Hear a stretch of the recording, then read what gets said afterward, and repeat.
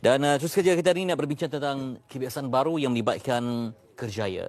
Kalau mungkin anda sedang dalam industri tertentu yang mungkin impaknya akan pulih dalam tempoh 2-3 tahun akan datang. Jadi tak mungkin anda akan bertahan ya. Mungkin ada alternatif lain dapat membantu anda untuk mencari sinar baru, rentak baru ataupun pelbagai pencapaian baru dalam industri berkenaan. Kita akan bincangkan bersama dengan konsultan kerjaya Nik Amal Afif untuk berkongsi bagaimana untuk mengubah hala tuju kerjaya yang sesuai dengan perubahan dunia pada hari ini.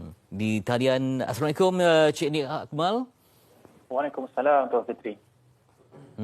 Baik, dapat dengar saya dengan jelas dan juga melihat saya? Boleh. Okey, baik.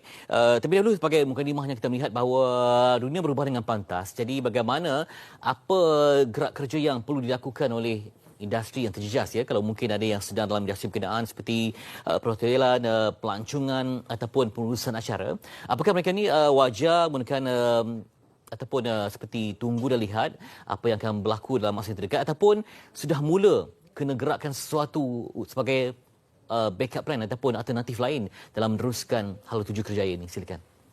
Alright, terima kasih Tuan Fitri. Permulaan saya nak ucap selamat ulang tahun kepada TV3 dululah. Oh, terima kasih. 36 tahun. Alright, kembali pada topik. Apakah industri yang terjejas ini perlu wait and see, tunggu dan lihat ataupun ambil inisiatif? Pada pendapat saya ataupun berdasarkan survey kita bersama dengan rakan industri, tunggu dan lihat bukan inisiatif yang baik kerana kita ada bisnes yang perlu dijalankan, kita ada staff yang perlu disupport. Oleh itu, inisiatif di pihak industri, majikan ataupun syarikat sendiri perlu dimainkan. Contoh, di bidang perhotelan, kerana tak ada income daripada sewaan bilik sebagainya, mereka buat drive-thru ataupun delivery makanan daripada hotel sendiri. Mana kata, dulu tak pernah berlaku, makanan hotel boleh kita order ataupun boleh beli dan drive-thru macam ini. Tapi sekarang sudah ada. Kemudian bilik seminar sekarang memang tidak berlaku kerana tidak boleh berhimpun. Now, ada platform-platform yang sudah dibangunkan secara virtual, iaitu daripada mereka menyediakan bilik untuk latihan, sekarang mereka menyediakan satu platform untuk latihan. Contoh, macam saya seorang trainer, pelatih, penceramah, perunding motivasi, consultant. Kita perlu buat latihan-latihan. Tetapi kita sudah berubah mood dia kepada online. Oleh itu, bagi majikan ataupun syarikat yang ada inisiatif, mereka sediakan platform tersebut untuk trainer ataupun pelatih, perunding motivasi, gunakan platform mereka, berkumpul dengan audiens mereka secara online. So itu saya kira sebagai satu inisiatif yang bagus, bukan sekadar tunggu dan lihat lah. Walau bagaimanapun, kita tidak boleh nak kata semua syarikat yang mampu ambil ataupun mampu adapt. Sebab kita percaya ada yang bersaiz skala besar, ada yang bersaiz kecil. Yang impacted sangat teruk ni sebenarnya saiz kecil kan. Okay. Iaitu kita sebut sebagai PKS, perusahaan kecil dan sederhana. Dan untuk makluman, PKS ini, industri kecil sederhana, merangkumi 65% daripada tenaga kerja dalam Malaysia. Labor force, tenaga buruh, tenaga bekerja dalam Malaysia, 65% ada dekat industri kecil sederhana. 35% lagi berada pada multinational company, syarikat antarabangsa, syarikat industri awam, sektor awam, badan berkanun ataupun JLC. So, apabila PKS ini terkesan, secara umumnya majoriti rakyat Malaysia terkesan lah. Memang kita dapat laporan daripada Jabatan Statistik Negara dan juga daripada PKS PIS. Memang yang impacted adalah PKS dan mereka sangat bersyukur, sangat berterima kasih dan sangat menzahirkan appreciation, penghargaan kepada kerajaan kerana bagi bantuan. Sebab membantu mereka untuk survive bagi tempoh. Sepatutnya tanpa bantuan mereka boleh survive sebulan, 2 bulan. Tapi dengan bantuan, pemulihan retention employer, ERP, employee retention program sebagainya, menyebabkan mereka boleh extend lifespan ataupun jangka hayat bisnes sehingga 6 bulan. So tempoh itu mereka boleh kekalkan pekerja, pada masa yang sama cuba untuk cari cara untuk adapt. Kenapa? Sebab COVID-19 ni tuan, dia dah ubah banyak benda lah, Antara yang berubah adalah behavior ataupun social behavior. Antara yang berubah lagi adalah kita sebut sebagai consumption. Customer behavior itu berubah. Dulu kita beli makanan, barang dapur basah, kita suka shopping, bawa satu family. Tapi sekarang Tesco hantar ke rumah.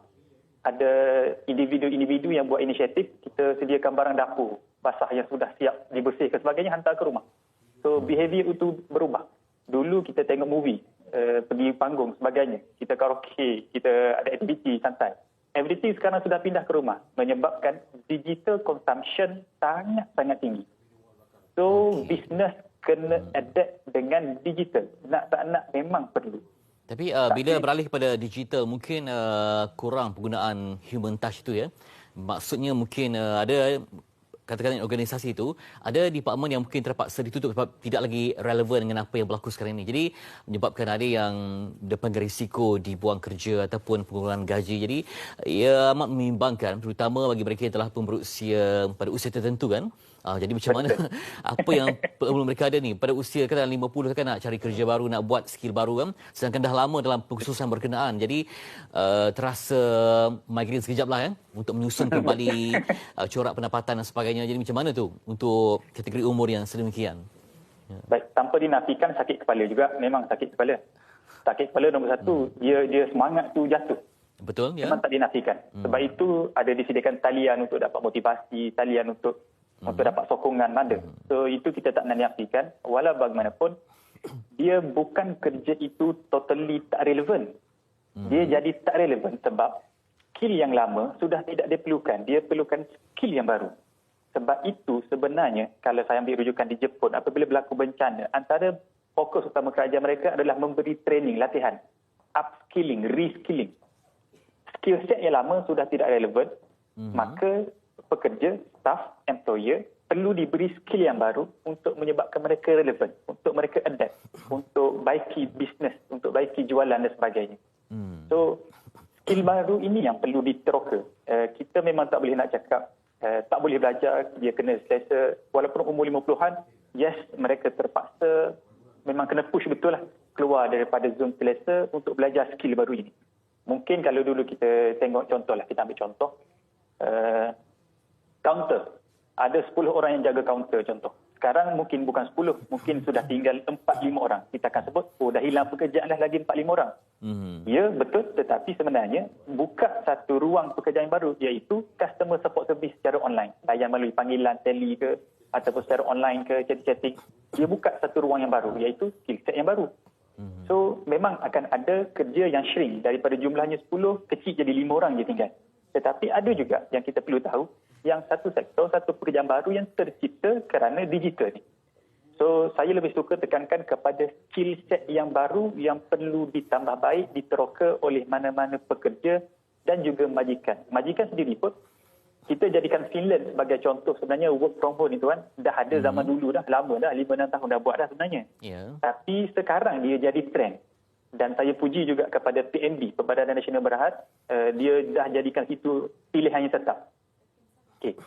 Apa berlaku dengan work from home? Kajian daripada majikan, bila buat survey, dia kata bukan production meningkat macam dekat Finland, tapi dekat Malaysia production menurun. Sebenarnya production menurun tu sebab apa? Pengurusan yang berbeza, mungkin tak guna tools yang betul, dia masih guna tools yang lama. So apabila kena paksa work from home, nak tak nak leadership style majikan berubah, syarikat pun adapt dengan tools dan teknologi yang baru. Nak tak nak, sekarang pun mereka terpaksa capai KPI. Dan bila kita tengok sekarang 3 bulan, 2 bulan setengah work from home, kerja berjalan, KPI capai, rupa-rupanya boleh buat. Dia kena tambah skill yang baru tersebut. Itu saja sebenarnya. Okey, jadi masih agak terhad sebab jauh kita nak bincang ni, termasuk masa depan graduan-graduan baru ya, ataupun yang berada di tahun akhir pengajian dalam kursus yang mungkin terjejas ini. Tapi apa nasihat kepada yang terjejas ini supaya pantas memikirkan strategi baru untuk terus survive dalam masa yang singkat ini, silakan. Alright, bagi yang kali ini topik fresh grad lah kiranya. Yang saya kena ucapkan takziah lah bagi batch 2020 ni memang sangat mencabar. Yang kita sedia maklum, kadar pengangguran negara dulu dia lebih kurang 2010 sampai 2019 lebih kurang 3 point something, 3.3, 3.2. Tiba-tiba 2 minggu PKP bulan Mac naik 3.9, bertambah 100,000 orang. Hanya 2 minggu je. Data yang tepat untuk bulan April dan bulan Mei tak ada lagi.